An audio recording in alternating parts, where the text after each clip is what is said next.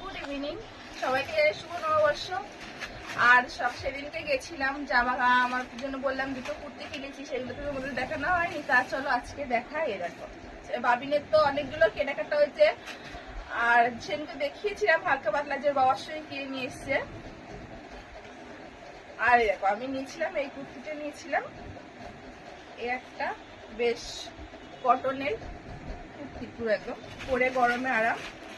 আর একটা এই colour yellow colour, এই দেখো এই দুটো কুর্তি নিয়েছি আমি। আর বাবিনের ম্যাম আবার বাবিনের জন্য দেখো একটা গেঞ্জি এনে দিয়েছে, আবার একটা প্যান্ট।